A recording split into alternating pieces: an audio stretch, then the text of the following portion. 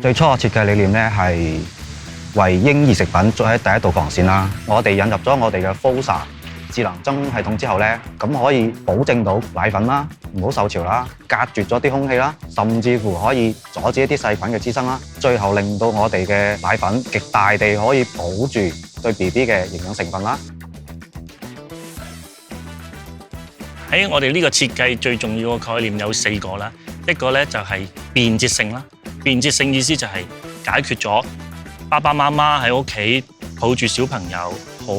麻煩咁樣去處理一個沖奶嘅過程。咁我哋用一個好快嘅蓋就已經係可以做到呢個效果去保存啦。第二就係自適應嘅系統啦，咁就係話可以適配到坊間直接買嘅奶粉罐翻嚟，好容易就可以放上去，而配搭到唔同嘅尺寸底下咧，佢自己都係可以做到一個密封嘅狀態。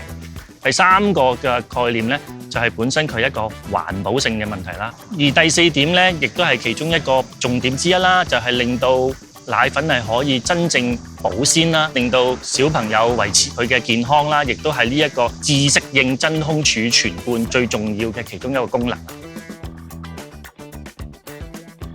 係啊，我哋呢個產品咧係有計劃量產嘅，而且係蓄勢待發呢個階段㗎啦。咁我哋經過市場調研咧，佢嘅指向性就係話我哋呢個產品咧係有極具商業轉化嘅價值性嘅。我哋會好快咁將呢個產品，將呢個拯救萬千奶粉罐嘅設計送到大家手上。